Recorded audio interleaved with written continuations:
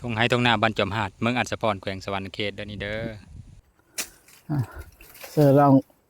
เกือบเซฟตี้เสื้อก่อนเลยโอ้ลองมือหนังจังจุ่มลงไปนั้นเอาเสื้อจักมัดแบบนี้มัดเดียวแล้วก็เอาเสื้อแต่ละมัดไปมันนั้นมันมอพุ่นเขาจะอ้อไปมันไหนโอ้หอนขนาดนี้มันก็เกินนี่โอ้คักตาทำอะไรกับแห้งขันบอบเนาะอ๋อในนั้นเองมีแต่หนาวทั้งในรถเพราะว่ามันซ้ำทั้งในเลยครับลูกค้าส่วนหลายนี่อยู่ลาวบริต่างประเทศทางลาวได้ทางต่างประเทศได้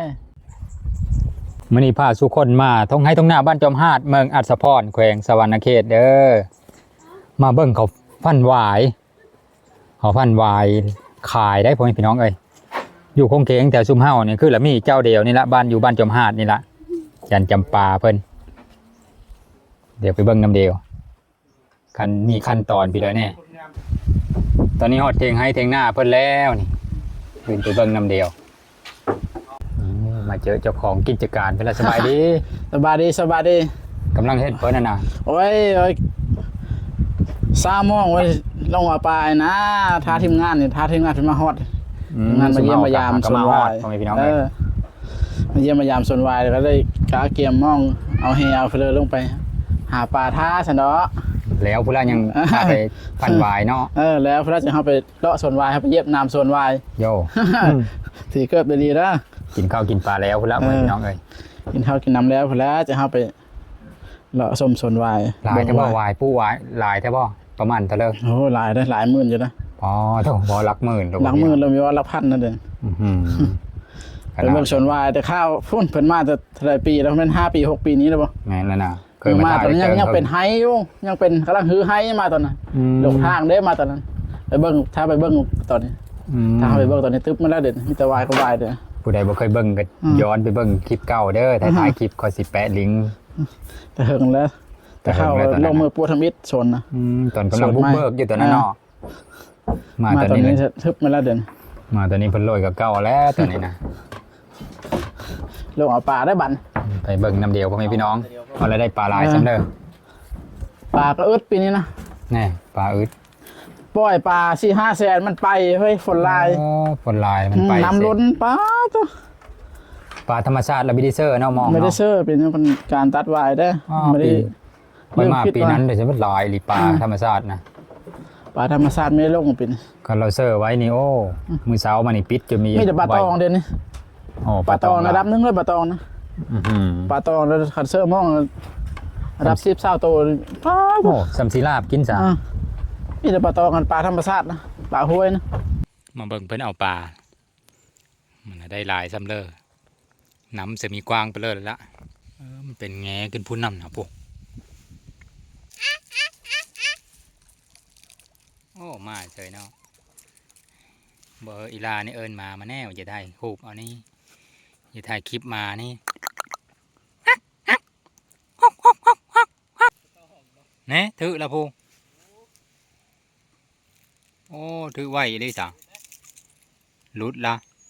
ก็จะรุดละบอกยังบึ้มอยู่พู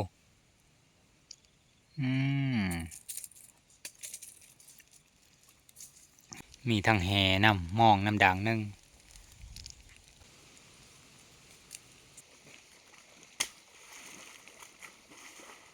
โอ้ตัวเยอะนะฮะอ๋อตัวแห่มานะไม่แห่นะโอ้ตัวเยอะดิเนาะชัดวูดเลยขวางบีได้ก็เลยประเดี๋ยวแก้เอามานี่แห่ก็ได้แก่อยู่หน้ามองนี่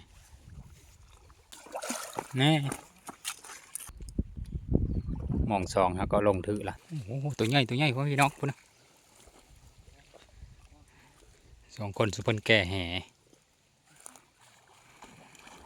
กำลังเล็งจิกตีนแห่อยู่ตัวนี้โอ้ตัวใหญ่เตอโอ้ตัวใหญ่ได้อีล่ะโอ้ปลาคอป่ะนี่โอ้ไปเอาอันเซอร์ก่อนโอ้ตัวที่2ปลาตัวเยอะนะ3 ตัวทั้งตัวทึกมองนะทึกแห่2 ตัวและตัวเยอะท่านผู้ก็ได้ตัวเยอะแล้วผู้จันจำปาโอ้ตัวนี้แห้งเยอะจันจำปาได้ ถือมองเพิ่นอันนี้นะเดี๋ยวกินข้าวเทงแล้วซุมนี้นะกินก็เพิ่นนั่นข้าวกับพี่เลยสีหมูเสื้อวายอ๋อหน้าเพิ่นมีวายมีแต่แกงเสื้อวาย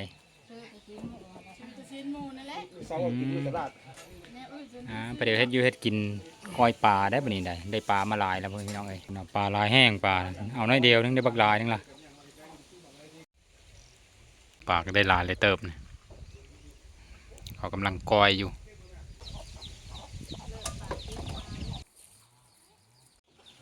พอโคกับแม่โคซอยเดียวตอนนี้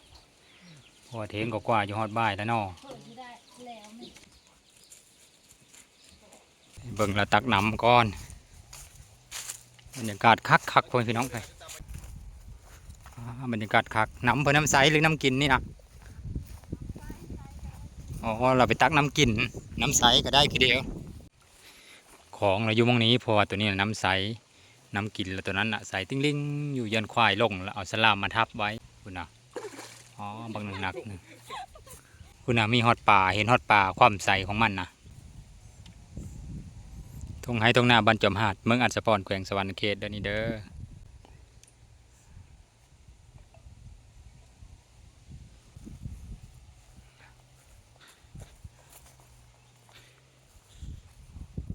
โอ้ตรงหันแล้วเอาลงไปโละวันนี้บอกนะมีเยอะกินดิบมีแต่ผู้วิกินดิบ กูกินอีกไปตั้งห้าเลยวะโลเมติ กินชุกเมิดปู เออ คนกินดิบ นะลายเติบเลิกผู้ล่องอยู่นะมะเกาะบอก บอกว่า เอาคัดในถ่ายรูปมีเนาะ มะเกาะกระต้มใส่น้ำเราหาฟืนมาเพิ่มอีกนะพูดนะ บ่ ฟืนเยอะฟืนโดงเยอะอะไรโดนเยอะอะไรฟืนกันบกยาวนะพูดนะ สาวเจ้าตาสบายดี เด้อ มันก็เมาเลยมันเรียนนอนอีกเจ้า ซุกแล้วบอลนะ นี่มันเด้งก่อนมื้อ ซุกไว้ดิจ้ะ ยังบ่ซุกยังบ่เดือดซ้ำนะซุกระบนี่ บนถาดพนมมันเนาะ นี่มีไอ้ภูมินำมา แม่ของอ่อนทัวร์นำได้ บ้านแม่จะไปตลอดเลย โอ้ พลานดงเห็นเมืองพิมพ์กับไปไอ้ไปฮอดด่านปากเซด่านหนองบกค่ะที2แล้วก็ไปนอน คอยอ่านเองไม่แซ่บกันแล้วนี่ เซ่บ่เซ่ก็มาซองเป็น ใส่ หมด แป้ เดียว งนัว เพิ่งนมมดซองเพิ่นนะมดทง โอ้ยลืมมาเพชรมาเลย มีแต่ในโคใช่บ่นี่เขาไม้ลงไปแล้วพุ่นนะ ที่มันนะเนื้อกว่าเจียตั้งห้าอันนี้มีดิเด็ดไปเนาะ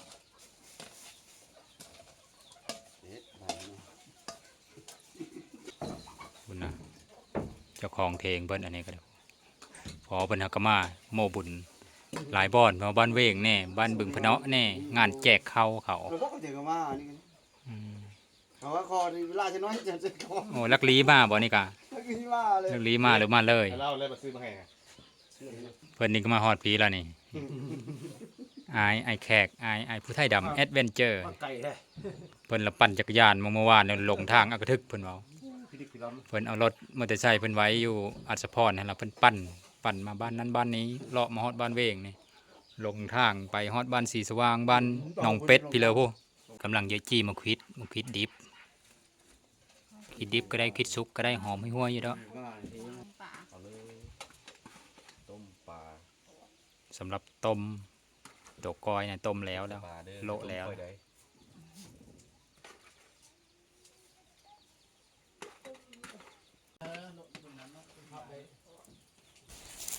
บรรยากาศดีขนาดพี่น้องเอ้ยอุณหติบเขาเป็นห่อเสือเป่าไว้เป็นยันมันเย็น มือเด้อ มาเด้อพ่อแม่พี่น้องเด้อไปเดี๋ยวลงมือแล้วตอนนี้ได้บ่ายโมงกว่าๆละคุณน่ะโอ้หลายคนเต็มอยู่ เอาคือป้ากินเท่านี้วะ พี่น้องมาแต่ฟังไทยน เอาเนี่ยเอาติดเลยเอา ำ3 คน ผู้หนึ่งถ่ายคลิปอยู่คุณน่ะเจ้าภาพไปลงมือก่อนแล้วมาเด้อ ปลายังก่อนไง ซุ่มเฮาแล้วลงมากินอยู่หอมไหมพี่อยู่ในเถงอย่ามันมืดหน้าเพิ่นบรรยากาศดี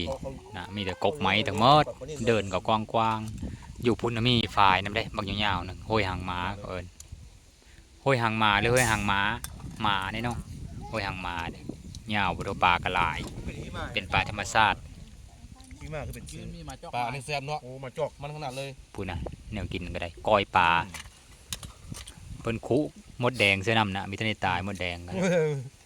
สดๆเลย ทั้งต้มปลาในปลาต้องครับขนาดนั้นผู้นั้นก็บริการเป๊ปซี่อยู่ ก็ใส่มาเป็นดิบ ติปนี้อีซัมสิกินเขาโอ้เพิ่นมีหลายโซนขนาดพ่อแม่พี่น้องเอ้ย ปลาเลาะชบสวนวาย ว้ากว้างเลยเนาะ เออ อันนี้นะยาวซัมเลอร์นี่นะแต่นี้ฮอตชิเลอร์โซนนี้นะ จนหดทางเข้ามาเพื่อตัวนี้ ป้าต้องจนฮอดผู้พ่อแม่พี่น้องเอ้ยปลาไก่เท่าไรทางนี่ค่อยขึ้นมิ่มอยู่ได้ ไม่ได้เคยนะไม่ได้ห้องเลย มันธรรมดา โซนนี้หาก็เริ่มตัด เอา โซน เงิน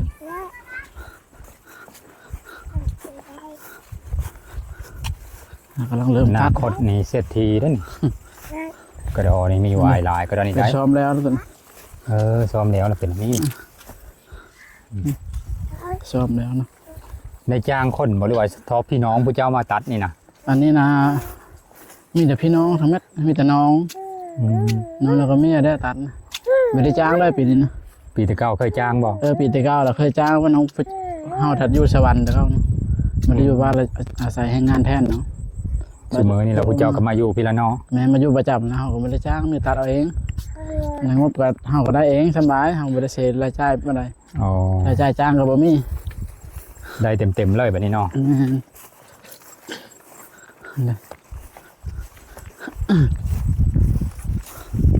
ลองตัดมันว่า โอ้ โด่งวายหรือว่าวายก็ได้ไม่จะโด่งง่าย โด่งโจปานนั้นอลิสอะ ๆใบแต่ย้อนอ้อนรถออกไปกัน จะพ่อแล้วเพิ่นมีผู้จะมาซื้อ 2,000เพิ่นยังมีขายนะพอโด่งโจก็ดอ มันก็โด่งงามวายก็ได้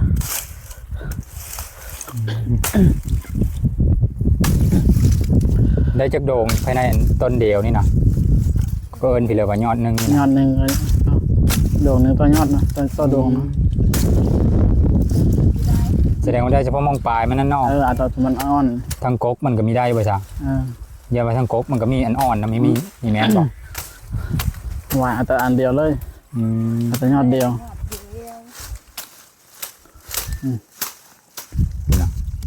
กว้างแห้งพวกพี่น้องเอ้ยตอนค่อยมาตอนนั้นตัวนี้น่ะกำลังหึงไหอยู่เนาะ 3เธอนี้แล้วตัวนี้3มวนนี้นะ โซนนี้นะบ่ เออ โอ้ตัด3เธอแล้วได้เงินหลายได้โซนนี้ก็ตอนเฮ็ดปั๊บแล้วก็บ่ได้เฮ็ดโซนเป็นต้นบ่เฮ็ดตัวนี้อย่างเดียวเลย แต่ บ่ ก็มีแต่มันต้นนะ ตอนหึงไหทำอิฐนั่นน่ะแล้วก็เฮ็ดเป็นต้นเซอร์ ปลูกเป็นต้นตัวมันเอาเป็นต้นอ้อแล้วก็ยังเหลือแต่วายบัด อ๋อแล้วก็2 ซ้อนนะมาต้นยกเลิกแล้วก็ยังเหลือแตะไว้บ่ คอยทิมมิ่มอยู่เลย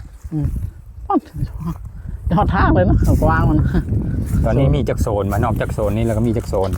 โซนนี้บ่มีเท่านี้แล้วบัดนี้นะโซนเดียวนี่ซับแปรเดียวเลยบัดนั้น ฝ้าทางนั่นก็แม่นแล้วว่ะ ฟ้าทางก็แม่น อีกโซนหนึงอีกอย่างกัน โซนนี้ยาวอีกพุ่นเลยบัดอันนี้ก็โซนยางพาราทางเหนือพุ่น โอ้ปลูกยางพาราอีสุมือนี่นะโอ้มีธรรมดา โซนเหนือยางพาราโซนนี้แบบมีแต่วาย วายอย่างเดียว นอกจากเฮ็ดธุรกิจวายแล้วมีพี่เลยแน่เฮ็ดเพื่ออี เฮ็ดเสริมกับแปลงโทรศัพท์ โอ้เป็นสางเลยนะแน่นอนส สร้างแปลงโทรศัพท์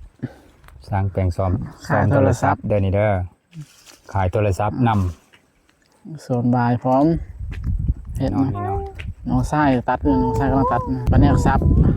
ปลาแนกซับไว้อันผู้ซ้อมตั้งห้า โอ้พวกซับใบตังห้า ซับไว้กองไว้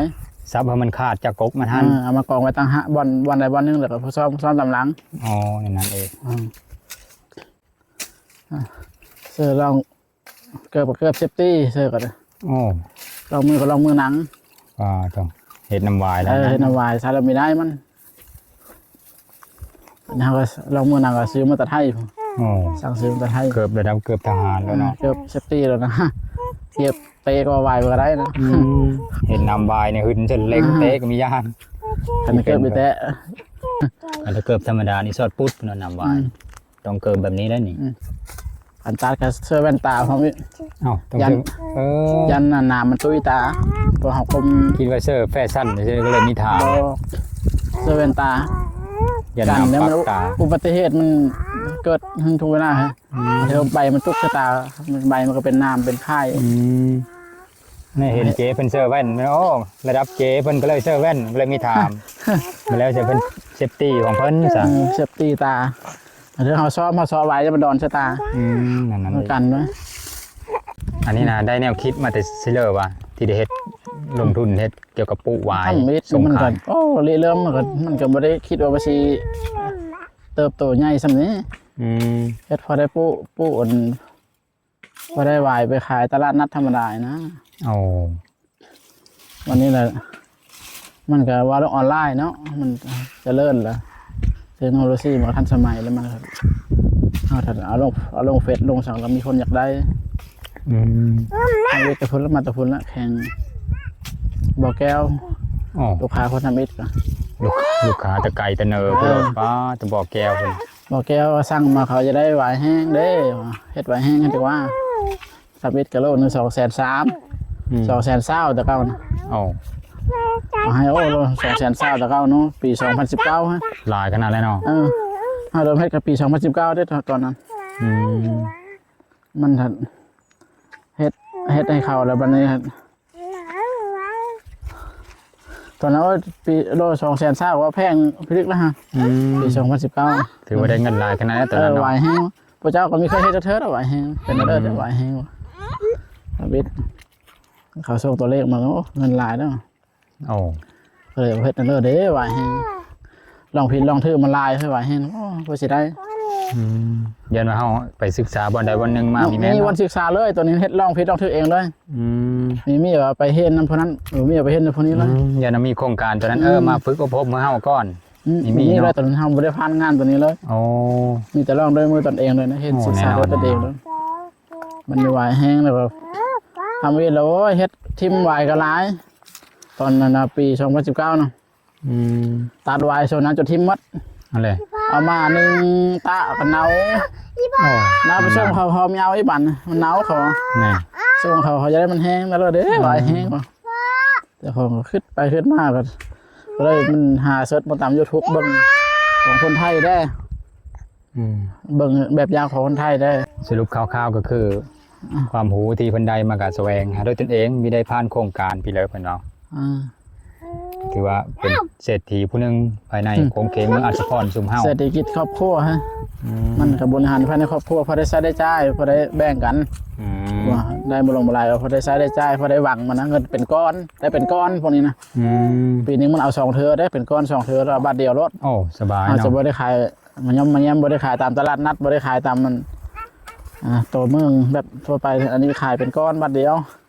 มันเอาเป็นก้อนรถพอได้เยี่ยมพอได้จอบมันหักไปนาเดียวปุ๊เท่าเดียวแล้วเลย โอ้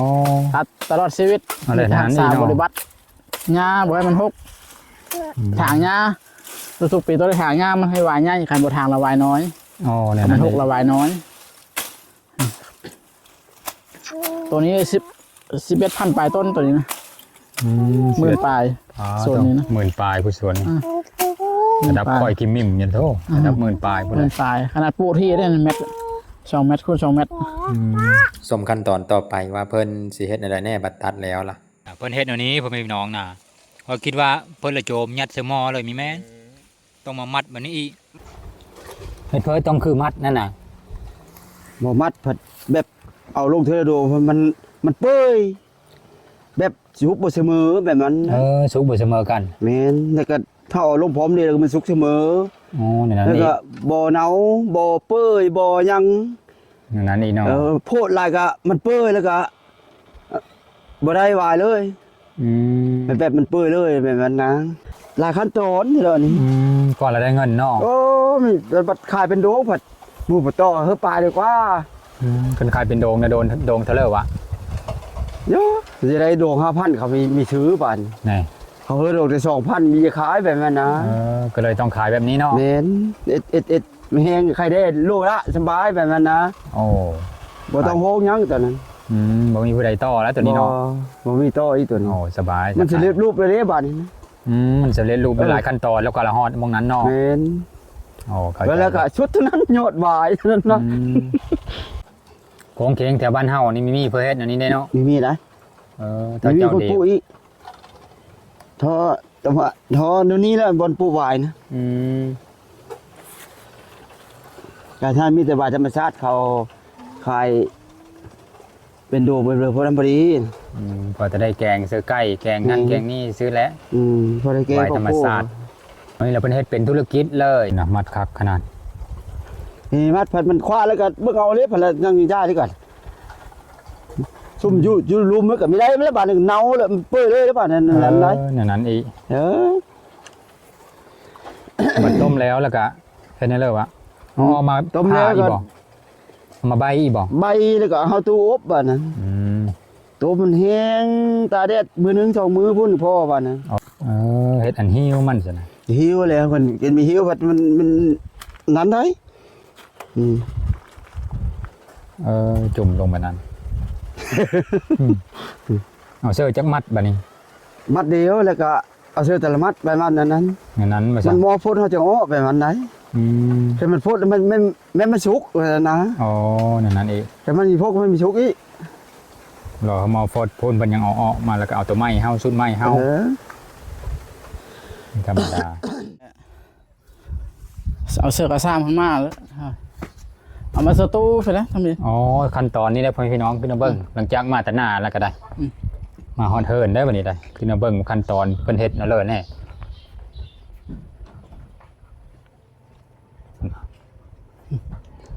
หลายขั้นตอนในดีกว่าละได้ขายนะ จะหกเลยนะนี่นะ หลังจากใบแล้ว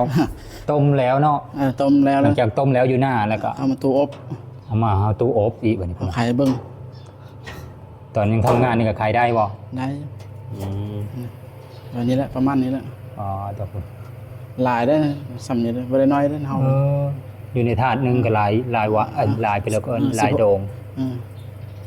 เป็นพันเพราะอย่างนี้นะ คุณน่ะ มันย่อเขาได้มัน พัน น้ น้ อ อย ย มันแห้งมันน้อยอยู่ปกติมันจะย่ายอยู่ไว้มันเวลามันแห้งมันจะยบลง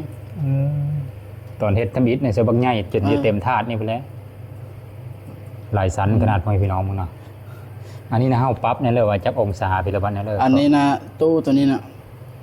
เอาปรับ ความร้อนนะเลย ความร้อนนั่นตัวนี้นะถ้าว่าซ้ำนี้เราเอาประมาณ70องศาเวลาละ8ชั่วโมง โอ้8 ชั่วโมงพวก 8ชั่วโมง8ชั่วโมงยังไม่แห้งอีกซ้ำนี้ยังอีกขั้นตอนหมุน นี่ได้กินไฟไปเลยประตูนี่ ธรรมดาอยู่ อ๋อไฟ โอ้เฮ็ด ระดับ8 ชั่วโมงคิดว่ากินไฟลายใช่เนาะ บ่ธรรมดาอยู่นะพอนั้นอยู่อบ นะโอ้ฮ้อนขนาดนี้มันก็เกิน ไฟ นี่โอ้คัก เอามาเผยเสื้อแดดซ้อนนี่ไม่ใช่อบแล้วเลยได้บ่แม่นมันตอนนั้นมาเอามาเสื้อแดดดิ อย่าอบแห้งแล้วก็ยัดเข้าถุงเลยบ่แม่น ตอนนั้นมาเสื้อแดด ในตาแดดอีกแดดนี่จักแดดเดียวปักได้บ่ แดดเดียวไม่ได้แดดเดียวเนาะ ทำเลย มันแห้งวายนี่มันเป็นนั่นนะประเภทไหมแล้วมันนานแห้งน้ำไหมแบบเป็นน้ำอะนะ หลายขั้นตอนลิซ่ะก็อะไรได้เอาไปขายเนาะ หลายขั้นตอนไม่ได้ง่ายกว่าเลยนะ คุณน่ะ แห้งแบบร้อยเลยนะผมมีชื้นมีอย่างนะ เอาไม่ต้องใช้สารกันชื้นบ่ส่งต่างประเทศ บ่มีสารตัวนี้ โอ้ ปลอด100%เลย อ๋อ บ่มีตัวการบ่มีสารกันชื้นเลย ลูกค้าเอาไปกินกับสบายใจแล้วซะเนาะ ใช่ บ่มีสารเคมีหยังเลย เพราะว่าวายนี่มันต้องปลอดสารพิษเลยแล้วอันนี้มันทาได้เด้อยู่ทางพี่โซนพี่มันยังนะมันหากเอาแต่ตู้ตัวนะ อ๋อแต่ตู้ไม่ไหม้ จนมัน ตบจนหักตบๆเท่านั้นเลย โอ้เอาแต่ระดับนั้นเลย แม่ จนหักได้พุ่นนั้นยังแพ็คเข้าถุงเดี๋ยวไปเบิ่งขั้นตอนเพิ่นแพ็คเข้าถุงหลังจากขั้นตอนตัวนี้แล้วเราก็เฮ็ดพิลต่อว่ามันแห้งคักๆแบบหัก แห้ ได้ ง ก็ คัก ป๊อก แล้วก็เฮาก็มาซ้อมต้องมาคัดอีกบันนึงเฮาไปคัดอีก คัด มันจะมีแล้วเฮาเวลามันแก่มันเทียนด้านนี้มันจะเป็นแบบนี้เวลามันแห้งหักแบบนี้แล้วเฮาหักแบบนี้ ตัวมันแข็งตัวนี้เวลาไปแช่น้ำมันจะแข็งคือเก้าตัวนี้ อ๋อ เวลาไปแช่น้ำเอาตรงนี้หักออก โอ้ได้คัดแบบนั้นอีก คัดนี่อย่างนี้ขั้นตอนนึงที่มันถ้ามันเบาตรงนี้นะ มันง่ายจากวายโดมง่ายมันเป็นวายน้อยๆชำนี้แล้วมันย่อลงมันเหี่ยวลง หลายขั้นตอนก็ได้ มีให้ว่าได้ตอนนี้ อบมันก็ระดับ8ชั่วโมงแล้วยังมาตา 8ชั่ แด วโมง ดนี่หลายมื้ออยู่หลายแดดอีกอยู่ ขันเฮามีอบและขันมาตาแดดแล้วมันหนาวหวายนะมีได้ อ๋อ มีเป็นแบบนี้เป็นหนาวรถ แน่ หนาวทิมเลยทิมรถตาทำอะไรกับแห้งขันบ่อบเนาะ อ๋อในนั้นเอง มีแต่หนาวทั้งในรถเพราะว่ามันซ้ำทั้งในเลยครับหนาวแล้วก็มันบ่แห้งเลยบัด อืมไปเบิ่งขั้นตอนต่อไปบัดนี้มันเฮ็ด อืม เป็นเฮ็ดอะไรแน่พาพ่อแม่พี่น้องเบิ่งสู่ขั้นตอนเลยนะมามื้อเดียวนี่มาขั้นตอนสุดท้ายแล้วพ่อแม่พี่น้อง อืม เบิ่งน้ำเดียวอธิ อัน บาย นี้ ก่อน อันวายตัวเฮาที่ตะแห้งแล้วเฮามาคัดแล้วตัวนี้นะคัดแล้ว ตัว ขา คั ด ด แล้วมัน แล้ว จะ เป็นอันนี้นี่ เป็นนั้นสั้นๆแบบนี้ละ เลิกเป็นอันเลย มันจะแห้งๆแบบนี้ละ มันคือคือพี่เลย คือเดี๋ยวนี้มีความหมายไปเลยนะคือบี อัน เอา นี้ ไปกินได้ วายแห้งอันเพิ่มมีเคยเห็นแล้วมีรู้จักว่าเป็นวายแห้ง แม่นละ มีเคยกินมีเยอะเลยนะว่าแล้วก็เพิ่มมีเคยกิน มันคือเป็นอันนี้แหละเดี๋ยวเห็นเก็บทิมพร้อมเลย เดี๋ยวทิพย์เอาใส่ถุงแล้วแล้ว ทงนี่นะประมาณได้วะ 18 ยอด 18ยอด 18 ยอดแห้งแต่ชั้นนี้18 ยอด18 ยอด20 ยอดสำนี้ละ 18ยอด20ยอด มันนี่ ได้ซ้ำนี่ละ ต้องติดน้ำหนักอีกบ่ น้ำหนัก จักขีด ขีดหนึ่งตัวนี้นะถุงละขีด อ๋อทงละขีดมันคือทงเนี่ยต้องทงละขีด 10 ถุงก็โลนึง อ๋อ 10 ถุงก็โลนึง หลังจากเฮ็ดอันนี้แล้วไปเฮ็ดอันใดต่อบัดนี้ เอาเสื้อถุงแล้วก็เอามาเสื้อนี้แล้วมันเครื่องสูดอากาศแล้วมัน โอ้มีเครื่องจักรตัวนี้อีก เคยจักน้อยๆแล้ว คุณนะ เอาตัวนี้ซ้อนเพราะว่าวายมันแข็งแล้วมันเป็นน้ำด้วยวายมันแข็งแล้วมันแทงซอดเฮ็ดอาการเฮา อ๋อ เฮ็ดให้วายเก็บได้มีหึงต้องเอาเสื้อซ้อน2 อันว่าแล้วก็ สอนเฉพาะสอนเฉพาะมองนี้บ่ มองที่มัน ปลายมัน มองปลายมันเวลามันหัดแห้งเด้อ อืมมันตัวแหลมๆอย่ามันแหลม อ่า ๆมีคม แหลม อย่ามันบาด มันมีคมมันบาดถกซอด โอ้หลายขั้นตอนเติบซะทักเลยของงานน้อยเพิ่นนี่ โรงงานน้อยโรงงานบ่ได้หรูหราดอก โรง ซ้ำ งาน บ้านเนาะซ้ำเฮาแล้วโรงงานน้อยเขา ของงานน้อยแต่ส่ง ส่งต่างประเทศได้นี่มีบ่ส่งต่างประเทศกะ ต่างประเทศก็มีรอบนี้ นะ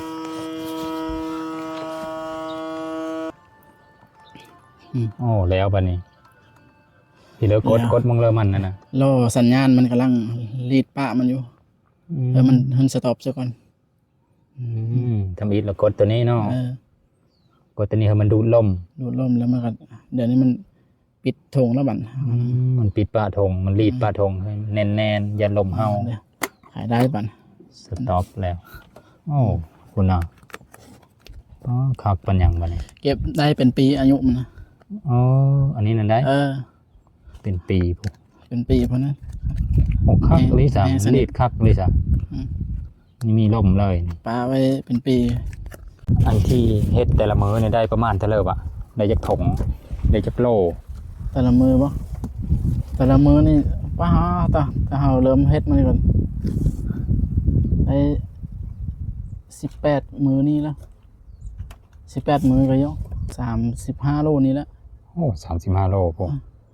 ลูกค้าส่วนหลายนี่อยู่ลาวเฮาบ่หรือต่างประเทศ ทางลาวได้ทางต่างประเทศได้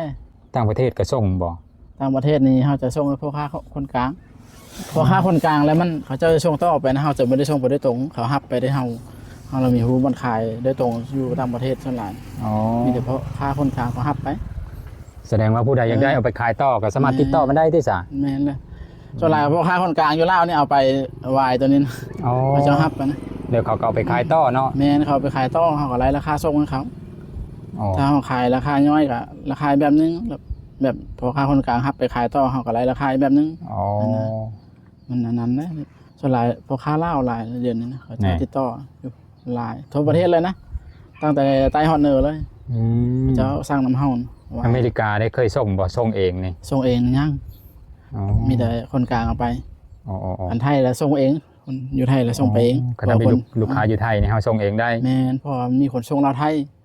ง่าย อ๋อ ส่วนส่งไปได้ตรงเลยอยู่ไทยนะ นี่ อัน แสดงว่าอันนี้ อยู่อเมริกาแล้วเฮาส่วนหลายมีแต่ผ่านพ่อค้าคนกลางเขาจะเอาไป อ๋อ เขาจะเอาเขาขายแบบนี้เฉพาะเลยได้มันมีหลายแนวประกอบเขาเอาไปนะแต่ถ้าเฮาส่งไปได้ตรงเนาะภาษีแพง นี่ เขาก็สิรู้วิธีเนาะพ่อค้าคนกลางเขา เขาจะพูดวิธีได้เฮา อืม ไม่ได้ส่งให้คนกลางสำเร็จรูปแล้วนี่อันนี้แหละ อ๋อสำเร็จรูปแล้วปะเนี่ยเป็นเงินมาแล้วพ่อแม่พี่น้องมานี่แต่ พร้อ ว่าม ห ส่ ลาย งเลยนะ หลายขั้นตอนแต่กว่าลำฮอดนี่ก็ เดี๋ยวนี้ยังไม่ทันแล้วหักส่งไปได้15 โลเด่น อ๋อ ส่งไปให้พ่อค้ากลางเขาส่งไป15 โล ปาดนะเบมันก็อยู่แถวนั้นนะเพิ่นกำลังปลูกเบมันอยู่ เบน เดี๋ยวให้เพิ่นไปเบิ่งฉันพาไปเบิ่งก่อนจักหน่อยนะลายอีหลี อันนี้ระเบวายพันโอนหย่อนใหญ่ พันโอนยอดใหญ่ พัน วาย นี้เฮาเอามาแต่ซิเลอร์ พันนี้นะเคยเอามาแต่พุ่นบ้านเราหัวค่ำเมืองจำพอดพันนั้นนะ อ๋อ ไปเห็นเขาแล้วว่าสะออนแล้วก็เลยเอาทำมิตรเอามาปูแล้วแล้วก็ข้าวเองบันไปซื้อน้ำเขาแต่เก้าเราขายเขาเจ้าขายอันของเขาในเบนนึง500กีบนะ 500กีบ อ๋อ เจ้าปี2014เนาะ โอ้แต่เหิงเต็มแล้ว เบนนึง500กีบฮะก็ว่าแพงแล้ว อันนี้คันถ้าว่าผู้เลยจะมาซื้อเบก็ได้คือเดียวบ่ ได้ขันมาเอาถึงที่นะขันเฮอฟ้าในย่อมเบนมันนัก อืม ขันเอารถมาเอาบ่10 เบ20 เบ100 เบก็มาเอาได้ อันนี้มี 2,000 เบนะปีนี้เบวายนี่มีไร โอ้ 2,000 มีจำนวนจำกัด แต่ว่าเคยมีบ่ผู้ที่มาซื้อเบนะมีบ่ยังบ่ ปีนี้ยังบ่ทันมีปีนี้เพราะว่าแทนฮอนยามปุ๊เฮาหาก็เริ่มเฮ็ดเบปีนี้ อืม แต่เก่าแล้วเฮาบ่ได้เฮ็ดเด้ โอเคซะ ปลูกเอง พ่อแม่พี่น้องก็เห็นสู้ขั้นตอนแล้วบัดนี้กว่าละมาเป็นวายแบบนี้ส่งพ่อแม่พี่น้องได้เอารับประทานต่อซื้อไปรับประทานต่อกับนี้หลายๆขั้นตอนพ่อแม่พี่น้องปะช่องทางที่สามารถติดต่อหาเพิ่นผู้ใดสนใจอยากเอาไปขายต่อบ่หรือว่าจะเอาไปซื้อกินเองบ่ก็สามารถติดต่อมาทางเลยว่ะ